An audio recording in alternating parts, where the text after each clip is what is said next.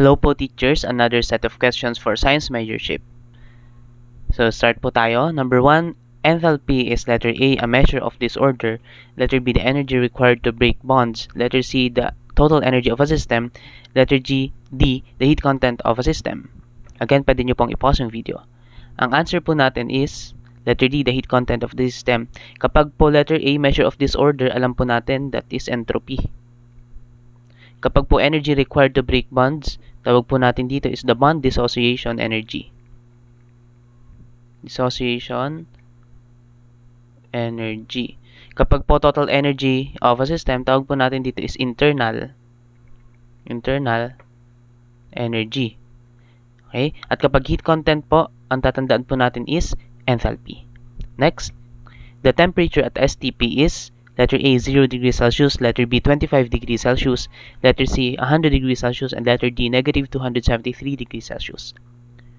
Ang answer po natin is letter A, 0. Ito po, standard temperature po to. Part po ng STP. Ito po is standard ambient temperature. Okay? Kapag ambient po, 25. And then, kapag 100 degrees Celsius, alam po natin this is the boiling point of water. Kapag po negative 273 degrees Celsius, that is equal to 0 Kelvin. Okay? Ang Kelvin po, this is the SI unit of temperature. Tinatanong po yan sa board exam, yung mga SI units. Now, ito po, ang tawag pa rin po natin dito is the absolute zero, kung saan lahat po ng mga particles, they stop moving. Okay? And that is the lowest temperature na pwedeng maabot. Absolute zero. Next, what is the bond angle in a tetrahedral molecule?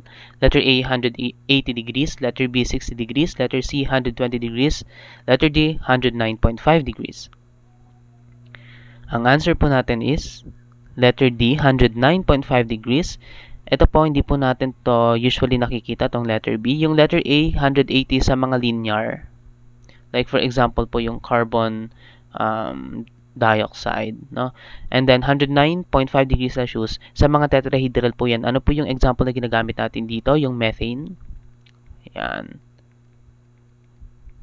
So yung bond angle po niyan 109.5 degrees Celsius. Ito po syempre 3D po yan, pero 2D lang po yung drawing natin. So gumagamit po tayo dito ng wedges. Yan mga yan. Okay? Next, which type of lens converges light rays?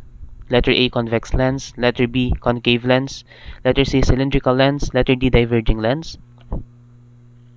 Ang answer po natin is letter A, convex lens. So, ano po yung itsura ng convex lens? Parang ganito po siya.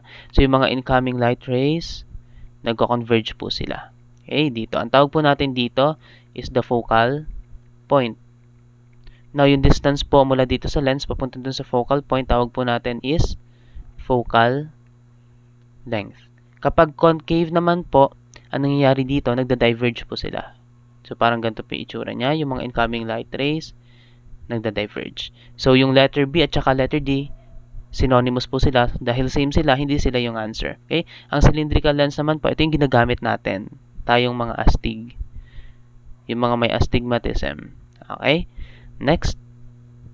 What is the unit of magnetic field strength? Letter A, Weber. Letter B, Gauss. Letter C, Tesla. Letter D, Joule. Ang answer po natin is letter C, Tesla. Ang Weber, ito po, unit din siya ng magnetic.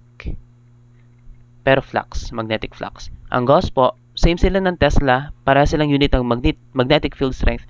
Pero meron po yung equivalence. Yung 1,000 Gauss equals sa 1 Tesla. Now, kapag ganyan po yung mga case na parehas po sila na unit ng isang isang variable, ang i-answer po natin is yung SI unit. Ang SI po niya is yung Tesla. Okay? Next, ang Joule po naman, that's the unit of energy. Calorie, unit of energy din po yan. Okay? Next, what is the most abundant mineral in Earth's crust?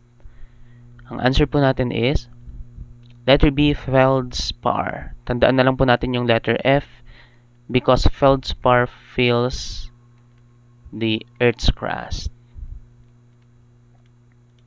Okay? Next, what is the term for the point on Earth's surface directly above the earthquake origin? Letter A, hypocenter. Letter B, epicenter. Letter C, fault. Letter D, seismic focus. Ang answer po natin dito is letter B, epicenter. So, ito po yung surface. Nandito po yung hypocenter. Directly above, nandito po yung epicenter. Yung fault, ang nakikita po sa board exam is yung break. Okay? Or fracture. Itong hypocenter, same lang sila nitong seismic focus. Next, which type of tide occurs when the sun, moon, and earth are aligned? Ang answer po natin dito is letter A, spring tide. So, paano po yun? Nandito yung sun, nandito yung moon, nandito yung earth. Align po sila. So, ito, ang tawag po natin dito is new moon. Nandito po yung bulge. Okay? Pwede rin nandito yung moon. Tawag po natin dito full moon. Nandito yung bulge. Paano naman po kapag neap tide? Ang neap tide naman po, right angle sila. So, ito yung sun, ito yung earth, ito yung moon. Kapag nandito po yung moon, first quarter. Kapag nandito, third quarter. Okay, QTR. Kapag perigee, ito naman po yung tumutukoy po to sa moon, sa distance ng moon at saka ng sun. Kapag perigee, ito yung pinakamalapit. Okay? The nearest distance of the moon to the earth. Ito naman po, apogee, letter A, away, pinakamalayo, farthest. Okay? Next, what is the largest type of volcano on Earth? Ang answer po natin dito is yan, shield volcano. Largest shield volcano. Number 10, which quantum number describes the shape of an orbital? Letter A, principal quantum number. Letter B, angular momentum quantum number. Letter C, magnetic quantum number. Letter D, spin quantum number. Ang answer po natin is letter B, angular momentum quantum number. Kapag principal quantum number po, which is N, ito po yung nagsasabi sa atin ng energy level. Energy level. And of course, yung size niya. Okay? Kasi kapag dumadami yan, lumalaki yan. Lumalaki yung atom natin. Yung angular momentum quantum number naman po, ito po yung shape ng orbital natin. Okay? And then yung magnetic quantum number, yung orientation. Orientation in space. No, for example, kapag P po, no, P yung orbital natin, meron yung X, kaya may PX, PY, PZ. Iba-iba po sila. Okay? Now, kapag spin quantum number, ito naman po yung direction of spin. Direction of spin. Pwedeng spin up, spin down. Ginagawa po natin yan. So, that's it.